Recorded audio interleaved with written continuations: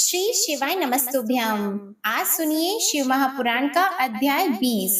आज के अध्याय में आप जानेंगे देवों का शिव जी के पास जाकर उनका स्तवन करना और शिव जी के त्रिपुर वध के लिए उद्यत न होने पर ब्रह्मा और विष्णु का उन्हें समझाने का वर्णन है। सनत कुमार जी कहते हैं, हे महर्षि, तदंतर तारक पुत्रों के प्रभाव से दग्ध हुए इंद्र आदि सभी देवता दुखी होकर परस्पर सलाह करके ब्रह्मा जी की शरण में गए।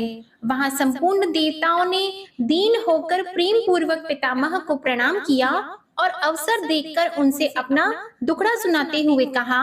देवता बोले, धात त्रिपुरों के स्वामी तारक पुत्रों ने तथा मयासुर ने समस्त स्वर्गवासियों को संतप्त कर दिया है। ब्रह्मा जी, इसलिए हम लोग दुखी होकर आपकी शरण में आए हैं।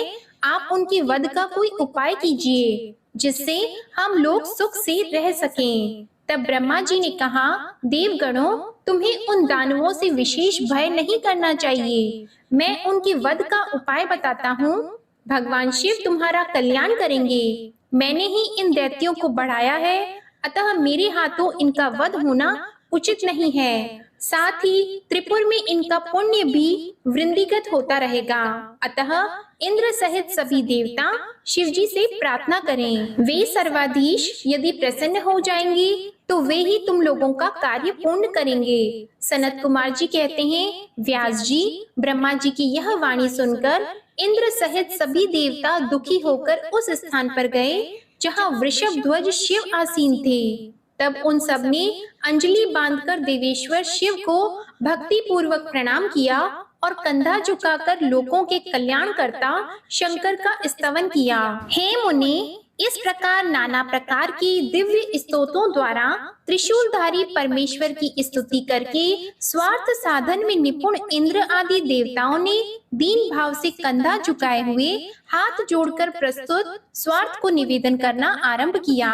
देवताओं ने कहा, हे महादेव, तारक के पुत्र तीनों भाइयों ने मिलकर इंद्र सहित समस्त देवताओं को परास्त कर दिया है। भगवान, उन्होंने त्रिलोकी को तथा मुनीश्वरों को अपने अधीन कर लिया है और संपूर्ण सिद्ध स्थानों को नष्ट भ्रष्ट करके सारे जगत को उत्पीड़ित कर रखा है। वे दारुण दैत्य समस्त यज्ञ भोगों को स्वयं ग्रहण करते हैं। उन्होंने ऋषि धर्म का निवारण करके अधर्म का विस्तार कर रखा है। शंकर, निश्चय ही वे तारक पुत्र समस्त प्राणियों के लिए अवध्य हैं, इसलिए वे स्वेच्छानुसार सभी कार्य करते रहते हैं।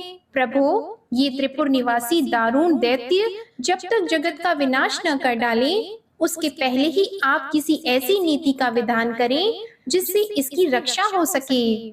सनत कुमार जी कहते हैं, मुने, यह भाषण करते हुए उन स्वर्गवासी इंद्र आदि देवों की बात सुनकर शिव जी उत्तर देते हुए बोले। शिव जी ने कहा, देवगण, इस समय वे त्रिपुराधीश महान पुण्य कार्यों में लगे हुए हैं और ऐसा नियम है कि जो पुण्यात्मा हो उस पर विद्वानों को किसी प्रकार भी प्रहार नहीं करना चाहिए। मैं देवताओं के सारे महान कष्टों को जानता हूँ, फिर भी वे दैत्य बड़े प्रबल हैं, अतः देवता और असुर मिलकर भी उनका वध नहीं कर सकते।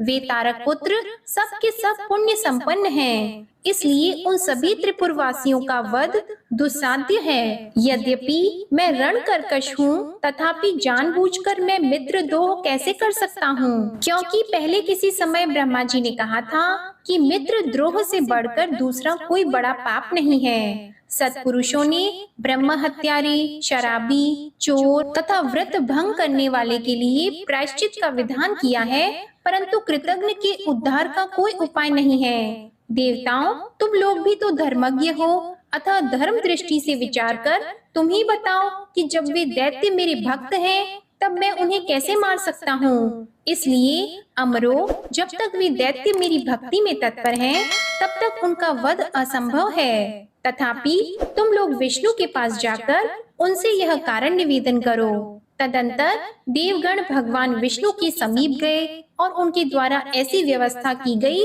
कि जिससे वे असुर शैव सनातन धर्म से विमुख होकर सर्वथा अनाचार परायण हो गए। वैदिक धर्म का नाश होने से वहां स्त्रियों ने पातिव्रत धर्म छोड़ दिया। पुरुष इंद्रियों के वश में हो गए यो स्त्री पुरुष सभी दुराचारी हो गए। देव आराधन, श्राद्ध, यज्ञ, व्रत, तीर्थ, शिव विष्णु, सूर्य, गणेश आदि का पूजन, स्नान, दान आदि सभी शुभ आचरण नष्ट हो गए। तब माया तथा अलक्ष्मी उन पुरों में जा पहुंची। तब से प्राप्त लक्ष्मी वहां से चली गईं। इस प्रकार वहां अधर्म का विस्तार हो गया। हे मुनि, तब शिव इच्छा से भाइयों सहित उस दैत्यराज की तथा मय की भी शक्ति कुंठित हो गई। व्यास जी ने पूछा, सनत कुमार जी, जब भाइयों तथा पूर्ववासियों सहित उस दैत्यराज की बुद्धि विशेष रूप से मोहाच्छन्न हो गई, तब उसके बाद कौन सी घटना घटी? विभो, यह सारा वृतांत वर्णन कीजिए। सनत कुमार जी ने कहा, हे महर्षि, जब तीनों पुरों की पूर्वोक्त दशा हो गई, दैत्यों ने शिरवाचन का परित्याग कर दिया, संपूर्ण स्त्री धर्म नष्ट हो गया और चारों ओर दुराचार फैल गया, तब भगवान विष्णु और ब्रह्मा के साथ सब देवता कैलाश पर्वत पर गए और सुंदर शब्दों में शिव की स्तुति करने लगे। महेश्वर देव, आप परमोत्कृष्ट आत्मबल से संपन्न हैं। आप ही सृष्टि के कर्ता ब्रह्मा, पालक विष्णु और संहर्ता रुद्र हैं। पर ब्रह्मा स्वरूप आपको नमस्कार है। यो महादेव जी का स्तवन करके देवों ने उन्हें साष्टांग प्रणाम किया।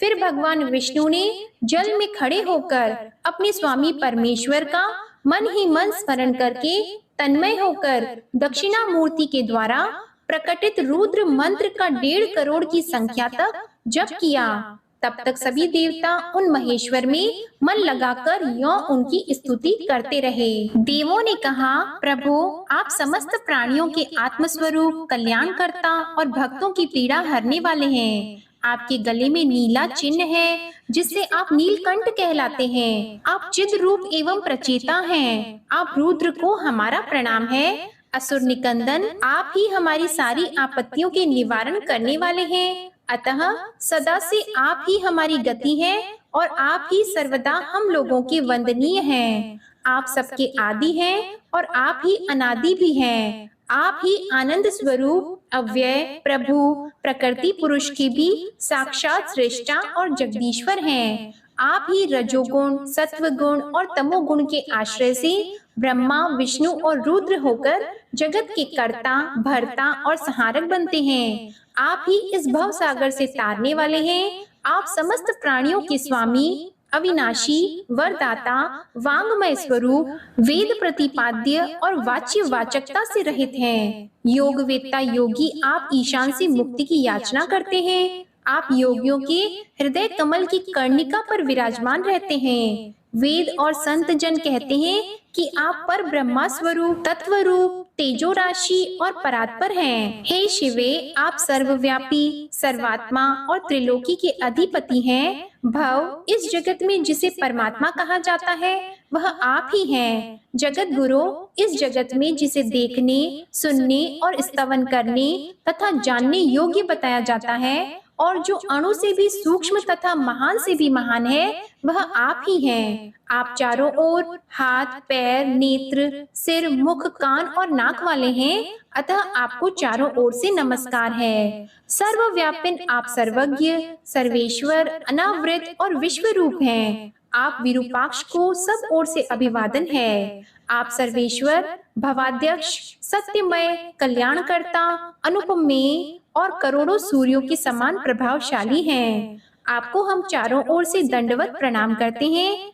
विश्व आराध्य, आदि अंत शून्य, 26वें तत्व, नियामक रहित तथा समस्त प्राणियों को अपने अपने कार्यों में प्रवृत्त करने वाले आपको हमारा सब ओर से प्रणाम है। आप प्रकृति के भी प्रवर्तक, सबके प्रपितामह और समस्त शरीरों में व्याप्त हैं। आप परमेश्वर को हमारा नमस्कार है। श्रुतियों तथा श्रुति तत्व के ज्ञाता विज्ञ जन आपको वरदायक, समस्त भूतों में निवास करने वाला, स्वयंभू और श्रुति तत्वज्ञ बताते हैं। नाथ, आपने जगत में अनेकों ऐसे कार्य किए हैं जो हमारी समझ से परे हैं। इसलिए देवता, असुर, ब्राह्मण और अन्य स्थावर जंगम भी आपकी ही स्तुति करते हैं। शंभो, त्रिपुरवासी दैत्यों ने हमें प्रायः नष्ट सा कर डाला है, अतः आप शीघ्र ही उन असुरों का विनाश करके हमारी रक्षा कीजिए, क्योंकि देव वल्लभ हम देवों के एकमात्र आप ही गति हैं। परमेश्वर, इस समय वे आपकी माया से मोहित हो गए हैं, अतः प्रभु वे भगवान विष्णु द्वारा बताई हुई युक्ति के चक्कर में फंसकर सारा धर्म कर्म छोड़कर बैठे हैं। भक्त वत्सल, हमारे सौभाग्यवश इस समय उन दैत्यों ने संपूर्ण धर्मों का परित्याग कर दिया है और नास्तिक शास्त्र का आश्रय ले रखा है। शरणदाता, आप सदा से देवताओं का कार्य करते आए हैं, इसलिए आज भी हम लोग आपके शरणापन्न हुए हैं। अब आपकी जैसी इच्छा हो वैसा कीजिए। सनत कुमार जी कहते हैं, मुनिवर, इस प्रकार महेश्वर का स्तवन करके देवगण दीन भाव से अंजलि बांधकर सामने खड़े हो गए। उस समय उनके मस्तक झुके हुए थे। इस प्रकार जब सुरेंद्र आदि देवों ने महेश्वर की स्तुति की और विष्णु ने ईशान संबंधी मंत्र का जप किया, तब सर्वेश्वर भगवान शिव प्रसन्न हो गए और वृष पर सवार होकर वहीं प्रकट हो गए। उस समय पार्वती पति शिव का मन प्रसन्न था। उन्होंने नंदीश्वर की पीठ से उतरकर विष्णु का आलिंगन किया और फिर वे नंदी पर हाथ टेककर खड़े हो गए और संपूर्ण देवताओं की ओर कृपा भरी दृष्टि से देखकर गंभीर वाणी में श्री हरि से बोले। शिव जी ने कहा, देव श्रेष्ठ, उन अधर्मनिष्ठ दैत्यों के तीनों पुरों को मैं नष्ट कर डालूंगा, इसमें संशय नहीं है। परंतु वे महादैत्य मेरे भक्त थे और उनका मन सुदृढ़ रूप से मुझ में लगा रहता था। अतः यद्यपि इस समय उन्होंने व्याजवश उत्तम धर्म का परित्याग कर दिया है, तथापि क्या वे मेरे ही द्वारा मारने योग्य हैं?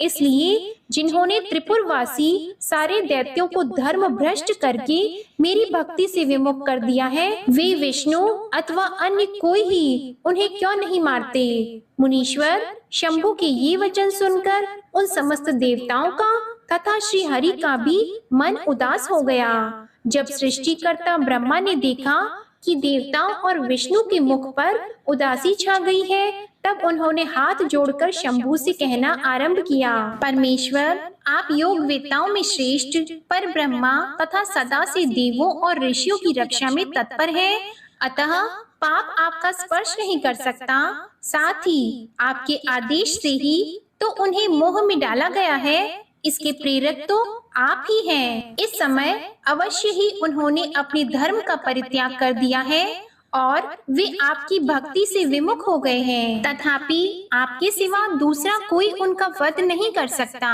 देवों और ऋषियों के प्राण रक्षक महादेव साधुओं की रक्षा के लिए आपके द्वारा उन मलेच्छों का वध उचित है। आप तो राजा हैं, अतः राजा को धर्म अनुसार पापियों का वध करने से पाप नहीं लगता।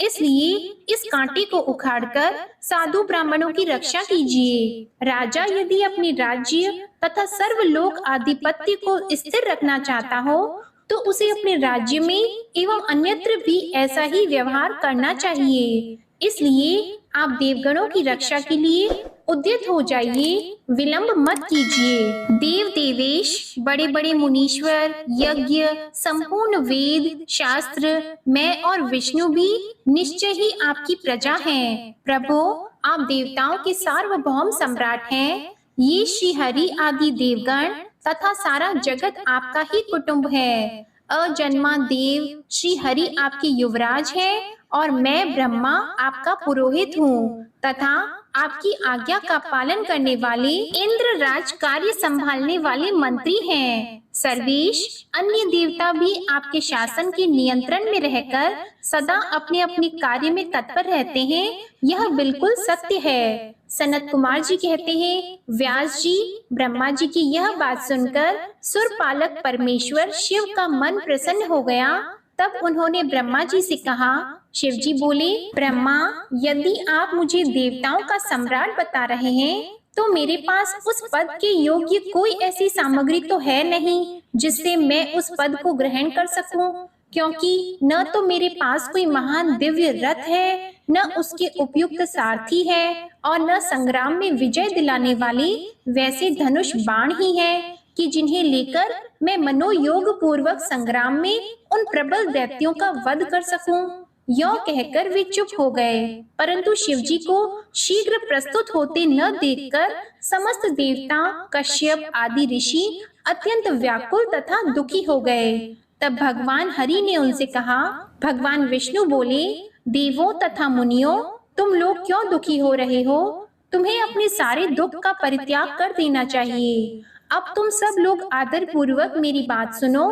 देवगण, तुम ही लोग विचार करो कि महान पुरुषों की आराधना सुख साध्य नहीं होती। मैंने ऐसा सुना है कि महद आराधन में पहले महान कष्ट झेलना पड़ता है, पीछे भक्त की दृढ़ता देखकर इष्ट देव अवश्य प्रसन्न होते हैं। परंतु शिव तो समस्त गणों के अध्यक्ष तथा परमेश्वर हैं। ये तो आशुतोष ही ठहरे। अतः पहले ओम का उच्चारण करके फिर नमः का प्रयोग करें, फिर शिवाय कहकर 2 बार शुभम का उच्चारण करें। उसके बाद 2 बार कुरु का प्रयोग करके फिर शिवाय नमः ओम जोड़ दें। ऐसा करने से ओम नमः शिवाय शुभम शुभम कुरु कुरु शिवाय नमः ओम यह मंत्र बनता है। बुद्धि विशारदो, यदि तुम लोग शिव की प्रसन्नता के लिए इस मंत्र का पुनः 1 करोड़ जप करोगे तो शिवजी अवश्य तुम्हारा कार्य पूर्ण करेंगे।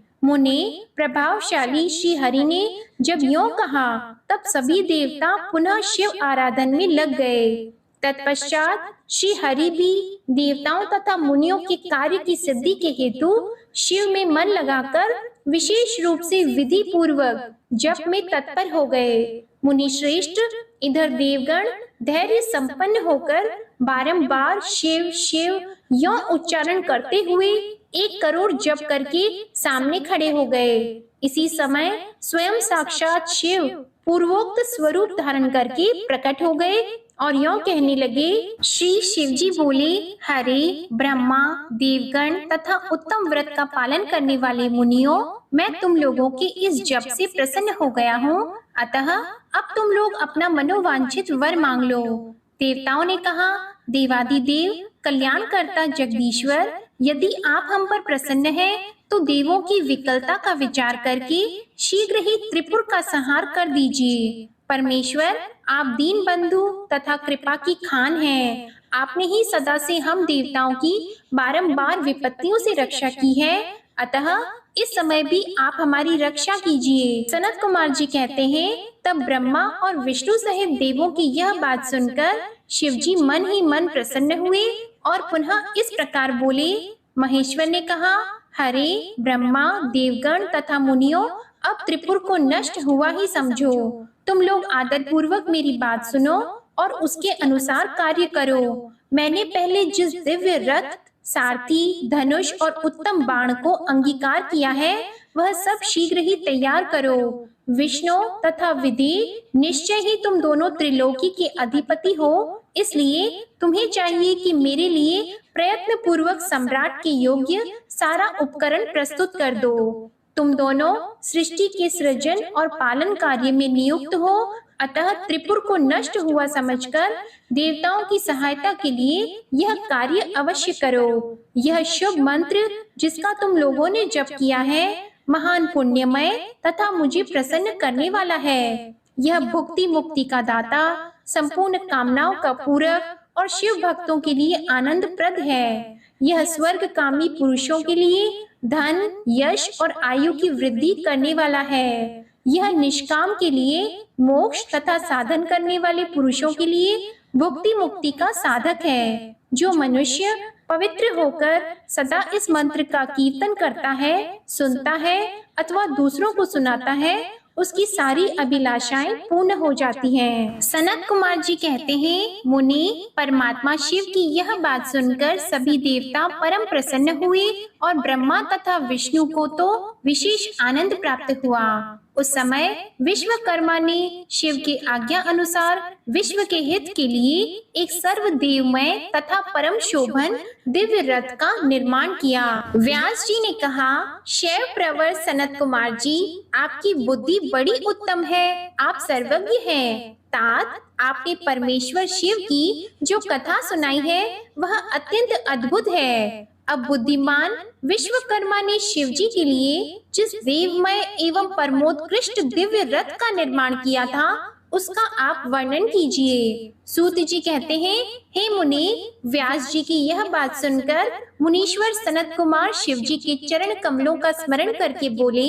सनत कुमार जी ने कहा, महाबुद्धिमान मुनिवर व्यास जी, मैं शिव जी के पाद पद्यों का स्मरण करके अपनी बुद्धि के अनुसार रथ की निर्माण कथा का वर्णन करता हूँ। सुनो। तदंतर विश्वकर्मा ने रुद्रदेव के लिए बड़े यत्न से आदर पूर्वक सर्वलोकमय दिव्य रथ की रचना की। वह सर्वसम्मत तथा सर्वभूतमय रथ सुवर्ण का बना हुआ था। उसके दाहिने चक्र में सूर्य और वाम चक्र में चंद्रमा विराजमान थे। दाहिने चक्र में 12 अरे लगे हुए थे, जिनमें 12 सूर्य प्रतिष्ठित थे, और बायां पहिया 16 अरों से युक्त था, जिनमें चंद्रमा की 16 कलाएं विराजमान थी। उत्तम व्रत का पालन करने वाले विप्रेंद्र, अश्विनी आदि सभी 2700 नक्षत्र भी उस वाम चक्र की ही शोभा बढ़ा रहे थे। विप्र श्रेष्ठ 6 ऋतुएं उन दोनों पहियों की नेमी बनी। अंतरिक्ष रथ का अग्रभाग हुआ और मंदराचल ने रथ की बैठक का स्थान ग्रहण किया। उदयाचल और अस्ताचल ये दोनों उस रथ के कुबर हुए।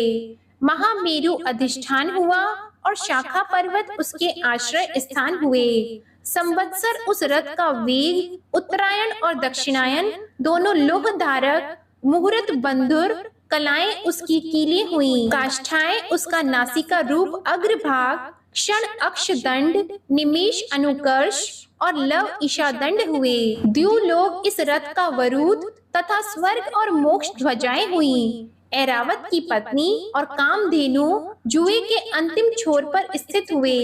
अव्यक्त प्रकृति उसका ईशा दंड, बुद्धि नडबल अहंकार कोना और पंच महाभूत उसका बल थे। मुनि श्रेष्ठ इंद्रियां उसे चारों ओर से विभूषित कर रही थी और श्रद्धा उस रथ की चाल थी। उस समय वेदों के 6 अंगों की उसके भूषण और पुराण, न्याय, मीमांसा तथा धर्म शास्त्र उपभूषण हुए। संपूर्ण शुभ लक्षणों से युक्त बल संपन्न श्रेष्ठ मंत्र घंटा के स्थापन हुए और वर्ण तथा आश्रम उसके पाद बने। सहस्त्र फणों से सुशोभित शेषनाग बंधन रज्जु हुए और दिशाएं तथा उपदिशाएं उसके पाद बनी।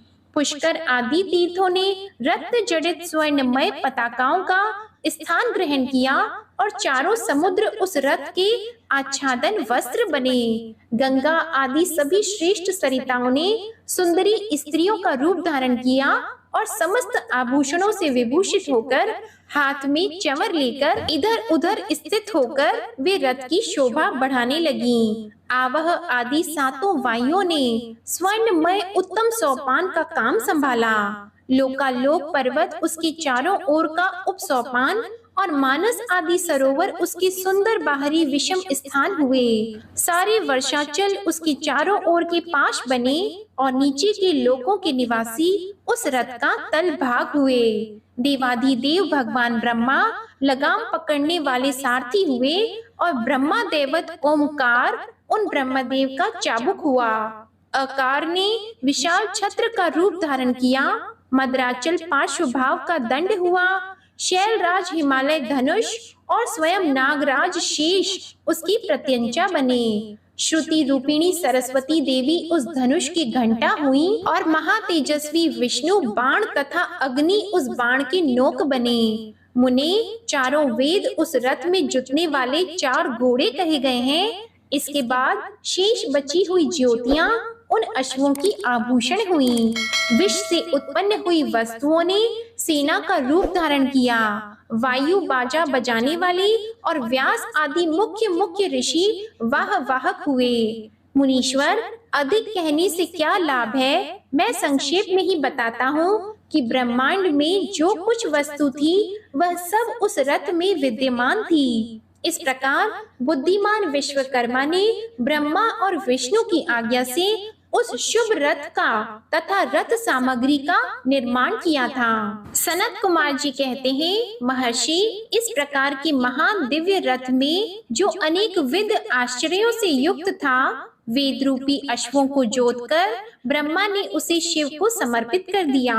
शंभु को निवेदित करने के पश्चात जो विष्णु आदि देवों के सम्मानीय एवं त्रिशूल धारण करने वाले हैं, उन देवेश्वर की प्रार्थना करके ब्रह्मा जी उन्हें उस स्थान पर चढ़ाने लगे। तब महान ऐश्वर्यशाली सर्वदेवमय शंभु रथ सामग्री से युक्त उस दिव्य रथ पर आरूढ़ हुए। उस समय ऋषि, देवता, गंधर्व, नाग, लोकपाल और ब्रह्मा विष्णु भी उनकी स्तुति कर रहे थे। गान विद्या विशारद अप्सराओं के गण उन्हें घेरे हुए थे। सारथी के स्थान पर ब्रह्मा को देखकर उन वरदायक शंभु की विशेष शोभा हुई। लोक की सारी वस्तुओं से कल्पित उस रथ पर शिवजी चढ़ ही रहे थे कि वेद संभूत वे घोड़े सिर के बल भूमि पर गिर पड़े। पृथ्वी में भूकंप आ गया, सारे पर्वत डगमगाने लगे। सहसा शेषनाग शिवजी का भार न सह सकने के कारण आतुर होकर कांप उठे। तब उसी क्षण भगवान धरणीधर ने उठकर नंदीश्वर का रूप धारण किया और रथ के नीचे जाकर उसे ऊपर को उठाया। परंतु नंदीश्वर भी रथ आरूढ़ महेश के उस उत्तम तेज को सहन न कर सके। अतः उन्होंने तत्काल ही पृथ्वी पर घुटने टेक दिए। तत्पश्चात भगवान ब्रह्मा ने शिवजी की आज्ञा से हाथ में चाबुक लेकर घोड़ों को उठाकर उस श्रेष्ठ रथ को खड़ा किया। तदंतर महेश द्वारा अधिष्ठित उस उत्तम रथ में बैठे हुए ब्रह्मा जी ने रथ में जुटे हुए मन और वायु के समान वेगशाली वेदमय अश्वों को उन तपस्वी दानवों के आकाश स्थित तीनों पुरों को लक्ष्य करके आगे बढ़ाया। तत्पश्चात लोकों के कल्याणकर्ता भगवान रुद्र देवों की ओर दृष्टिपात करके कहने लगे, सुर श्रेष्ठों, यदि तुम लोग देवों तथा अन्य प्राणियों के विषय में पृथक पृथक पशुत्व की कल्पना करके उन पशुओं का आधिपत्य मुझे प्रदान करोगे, तभी मैं उन असुरों का संहार करूंगा, क्योंकि वे दैत्य श्रेष्ठ तभी मारे जा सकते हैं, अन्यथा उनका वध असंभव है। सनत कुमार जी कहते हैं, मुनि, अगाध बुद्धि संपन्न देवादिदेव भगवान शंकर की यह बात सुनकर सभी देवता पशुत्व के प्रति आशंकित हो उठे, जिससे उनका मन खिन्न हो गया। तब उनके भाव को समझकर देव देव अंबिकापति शंभु करुणाद्र हो गए। फिर वे हंसकर उन देवताओं से इस प्रकार बोले। शंभु ने कहा, देव श्रेष्ठों, पशु भाव प्राप्त होने पर भी तुम लोगों का पतन नहीं होगा। मैं उस पशु भाव से विमुक्त होने का उपाय बताता हूँ, सुनो और वैसा ही करो। समाहित मन वाले देवताओं, मैं तुम लोगों से सच्ची प्रतिज्ञा करता हूँ कि जो इस दिव्य पाशुपत व्रत का पालन करेगा वह पशुत्व से मुक्त हो जाएगा। सुर श्रेष्ठों, तुम्हारे अतिरिक्त जो अन्य प्राणी भी मेरे पाशुपत व्रत को करेंगे वे भी निसंदेह पशुत्व से छूट जाएंगे। जो नैष्ठिक ब्रह्मचर्य का पालन करते हुए 12 वर्ष तक, 6 वर्ष तक अथवा 3 वर्ष तक मेरी सेवा करेगा अथवा कराएगा, वह पशुत्व से विमुक्त हो जाएगा। इसलिए श्रेष्ठ देवताओं, तुम लोग भी जब इस परम उत्कृष्ट दिव्य व्रत का पालन करोगे तो उसी समय पशुत्व से मुक्त हो जाओगे, इसमें कुछ भी संशय नहीं है। सनत कुमार जी कहते हैं, महर्षि,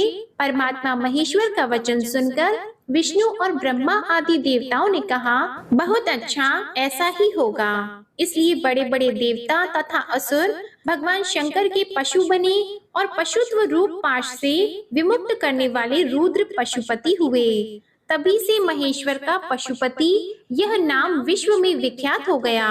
यह नाम समस्त लोकों में कल्याण प्रदान करने वाला है। उस समय संपूर्ण देवता तथा ऋषि हर्षमग्न होकर जय जयकार करने लगे और देवेश्वर ब्रह्मा, विष्णु तथा अन्य अन्य प्राणी भी परमानंद मग्न हो गए। उस अवसर पर महात्मा शिव का जैसा रूप प्रकट हुआ था उसका वर्णन सैकड़ों वर्षों में भी नहीं हो सकता।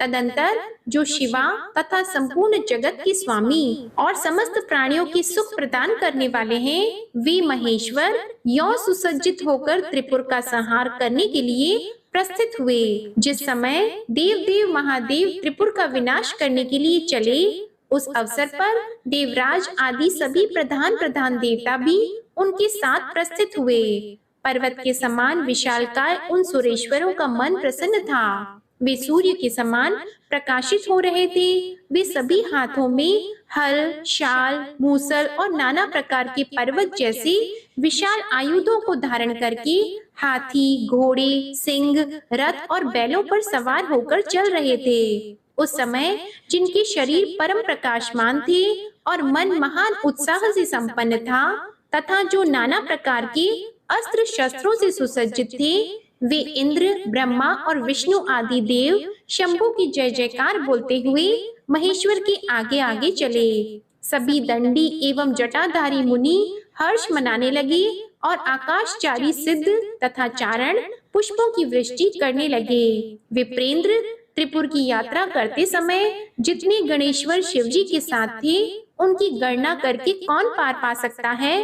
तथापि मैं कुछ का वर्णन करता हूँ। योगिन समस्त गणराजों में श्रेष्ठ भृंगी गणेश्वरों तथा देवगणों से घिरकर विमान पर आरूढ़ होकर महेंद्र की भांति त्रिपुर का विनाश करने के लिए चले। उनके साथ साथ केश, महाकेश, सोमप, सनक, सूर्याक्ष, चंड, कुंदर, कंपन, इंद्र, यंता, हिमकर, महोदर, रंक, द्विशिक, त्रिशिक, अहंकार कारक, अजवक्त्र, अष्टवक्त्र, हयवक्त्र आदि बहुत से अप्रमेय बलशाली वीर गणाध्यक्ष लक्ष्य लक्षण की परवाह न करते हुए महेश्वर को घेरकर चल रहे थे। व्यास जी फिर महादेव शंभु संपूर्ण सामग्रियों सहित उस रथ पर स्थित होकर उन सुरद्रोहियों के तीनों पुरों को पूर्णतया दग्ध करने के लिए उद्यत हुए। उन्होंने रथ के शीर्ष स्थान पर स्थित होकर उस महान अद्भुत धनुष पर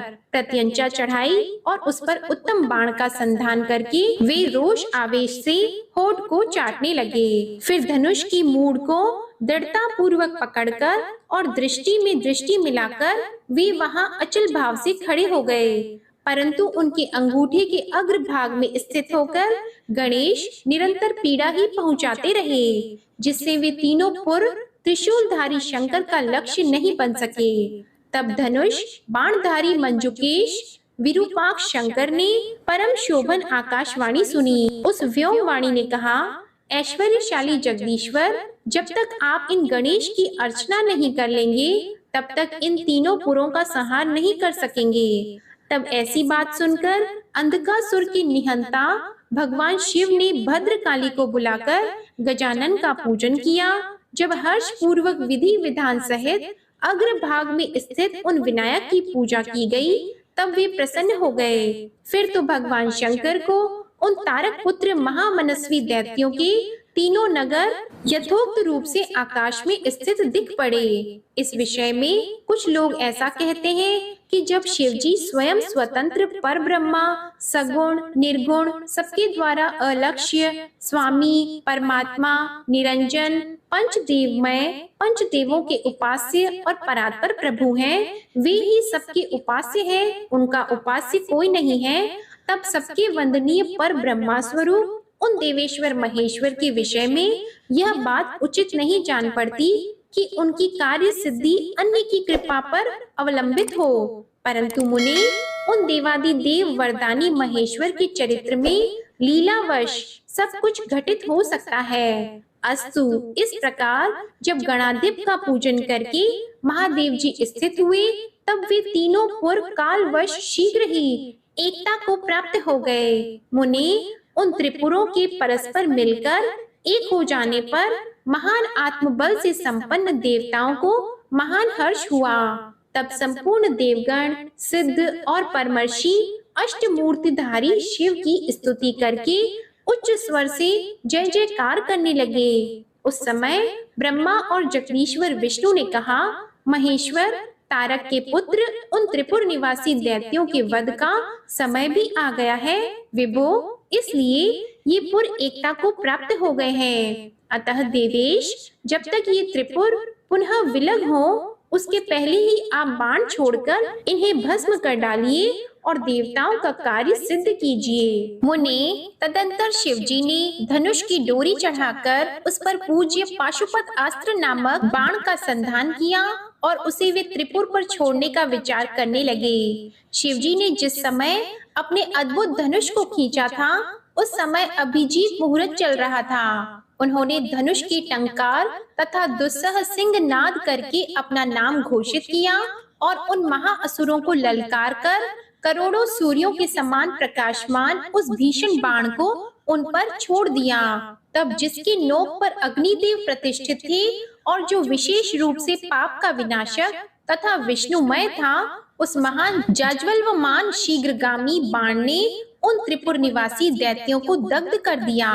तत्पश्चात वे तीनों पुर भी भस्म हो गए और एक साथ ही चारों समुद्र रूपी मेखला वाली भूमि पर गिर पड़े। उस समय शिवजी की पूजा का अतिक्रमण कर देने के कारण सैकड़ों दैत्य उस बाण स्थित अग्नि से जलकर हाहाकार मचा रहे थे। जब भाइयों सहित तारकाक्ष जलने लगा, तब उसने अपने स्वामी भक्त वत्सल भगवान शंकर का स्मरण किया और मन ही मन महादेव को देखकर परम भक्ति पूर्वक नाना प्रकार से विलाप करता हुआ वह उनसे कहने लगा। तारकाक्ष बोला, भव, आप हम पर प्रसन्न हैं, यह हमें ज्ञात हो गया है। इस सत्य के प्रभाव से आप फिर कब भाइयों सहित हमको दग्ध करेंगे? भगवान, जो देवता और असुरों के लिए अप्राप्य है, वह आपके हाथ से मरण रूप दुर्लभ लाभ हमें प्राप्त हो गया है। अब जिस जिस योनि में हम जन्म धारण करें, वहाँ हमारी बुद्धि आपकी भक्ति से भावित रहे। मुने, यो वे दैत्य विलाप कर ही रहे थे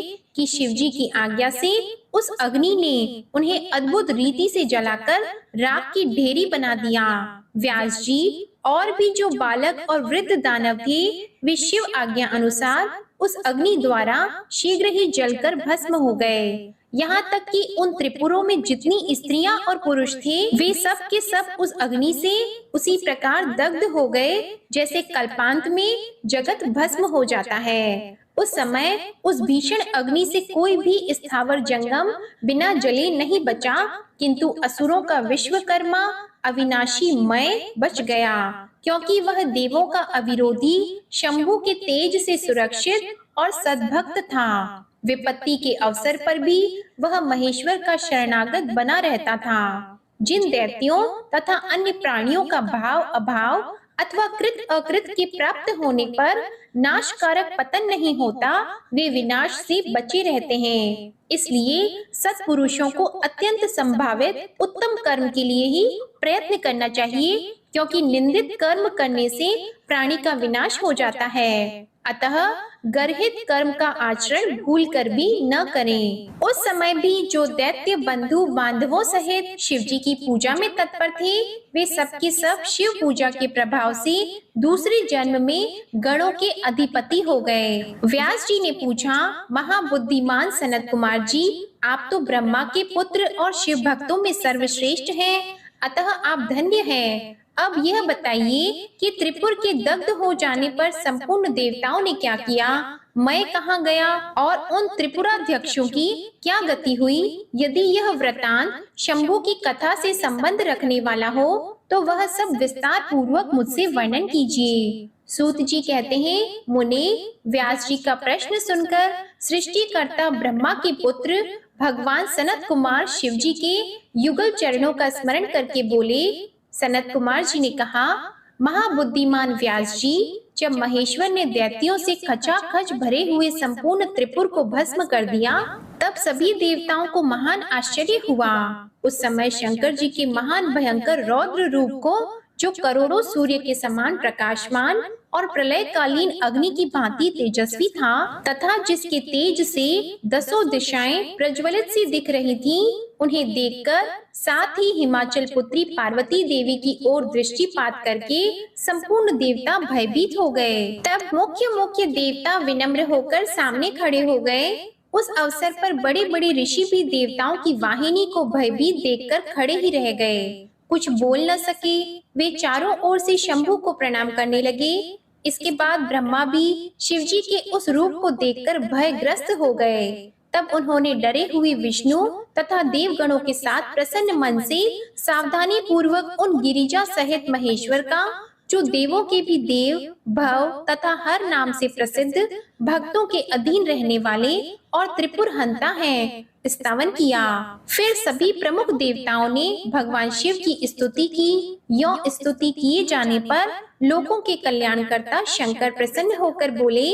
शंकर जी ने कहा, ब्रह्मा, विष्णु तथा देवगण, मैं तुम लोगों पर विशेष रूप से प्रसन्न हूँ। अतः अब तुम सभी विचार करके अपना मनोवांछित वर मांग लो। सनत कुमार जी कहते हैं, मुनि श्रेष्ठ, शिव द्वारा कहे हुए वचन को सुनकर सभी देवताओं का मन प्रसन्नता से खिल उठा। फिर तो वे बोल उठे। देवताओं ने कहा, भगवान देव देवेश, यदि आप हम पर प्रसन्न हैं और हम देवगणों को अपना दास समझकर वर देना चाहते हैं, तो देव सत्तम, जब जब देवताओं पर दुख की संभावना हो, तब तब आप प्रकट होकर सदा उनके दुखों का विनाश करते रहें। सनत कुमार जी कहते हैं, महर्षि, जब ब्रह्मा, विष्णु और देवताओं ने भगवान रुद्र से ऐसी प्रार्थना की, तब वे शांत तथा प्रसन्न होकर एक साथ ही सबसे बोले, अच्छा, सदा ऐसा ही होगा। ऐसा कहकर शंकर जी ने, जो सदा देवों का दुख हरण करने वाले हैं, प्रसन्नता पूर्वक देवों को जो कुछ अभीष्ट था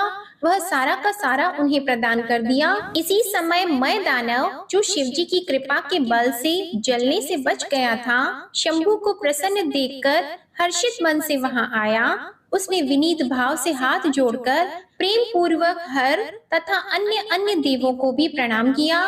फिर वह शिव जी के चरणों में लौट गया। तत्पश्चात दानव श्रेष्ठ मय ने उठकर शिव जी की ओर देखा। उस समय प्रेम के कारण उसका गला भर आया और वह भक्ति पूर्ण चित्त से उनकी स्तुति करने लगा। द्विज श्रेष्ठ, मय द्वारा किए गए स्तवन को सुनकर परमेश्वर शिव प्रसन्न हो गए और आदर पूर्वक उससे बोले। शिव जी ने कहा, दानव श्रेष्ठ मैं तुझ पर प्रसन्न हूँ, अतः तू वर मांग ले। इस समय जो कुछ भी तेरे मन की अभिलाषा होगी उसे मैं अवश्य पूर्ण करूंगा। सनत कुमार जी कहते हैं, मुनि, शंभू के इस मंगलमय वचन को सुनकर दानव श्रेष्ठ मय ने अंजलि बांधकर विनम्र होकर उन प्रभु के चरणों में नमस्कार करके कहा। मैं बोला, देवादिदेव महादेव, यदि आप मुझ पर प्रसन्न हैं और मुझे वर पाने का अधिकारी समझते हैं, तो अपनी शाश्वती भक्ति प्रदान कीजिए। परमेश्वर, मैं सदा अपने भक्तों से मित्रता रखूं, दीनों पर सदा मेरा दया भाव बना रहे और अन्य अन्य दुष्ट प्राणियों की मैं उपेक्षा करता हूँ। महेश्वर, कभी भी मुझ में आसुर भाव का उदय न हो। नाथ, निरंतर आपके शुभ भजन में तल्लीन रहकर निर्भय बना रहूं। सनत कुमार जी कहते हैं, व्यास जी, शंकर तो सबके स्वामी तथा भक्त वत्सल हैं। मैंने जब इस प्रकार उन महेश्वर की प्रार्थना की, तब वे प्रसन्न होकर मैं से बोले। महेश्वर ने कहा, दानव सत्तम, तू मेरा भक्त है, तुझ में कोई भी विकार नहीं है, अतः तू धन्य है। अब मैं तेरा जो कुछ भी अभीष्ट वर है वह सारा का सारा तुझे प्रदान करता हूँ। अब तू मेरी आज्ञा से अपने परिवार सहित वितल लोक को चला जा। वह स्वर्ग से भी रमणीय है। तू वहाँ प्रसन्न चित्त से मेरा भजन करते हुए निर्भय होकर निवास कर। मेरी आज्ञा से कभी भी तुझ में आसुर भाव का प्राकट्य नहीं होगा। सनत कुमार जी कहते हैं, मुने, मैंने महात्मा शंकर की उस आज्ञा को सिर झुकाकर स्वीकार किया और उन्हें तथा अन्य अन्य देवों को भी प्रणाम करके वह वितल लोक को चला गया। तदंतर महादेव जी देवताओं के उस महान कार्य को पूर्ण करके देवी पार्वती अपने पुत्र और संपूर्ण गणों सहित अंतर ध्यान हो गए। ओम नमः शिवाय। आज का अध्याय समाप्त हुआ। उम्मीद है आज की कथा आपको पसंद आई होगी। पसंद आए तो वीडियो को लाइक कीजिएगा, शेयर कीजिएगा और चैनल को जरूर सब्सक्राइब कीजिएगा। इसी के साथ आप हमारे चैनल पर सावन मास महात्म्य की कथा और बुधवार व्रत कथा भी जरूर सुनिएगा। ओम नमः शिवाय।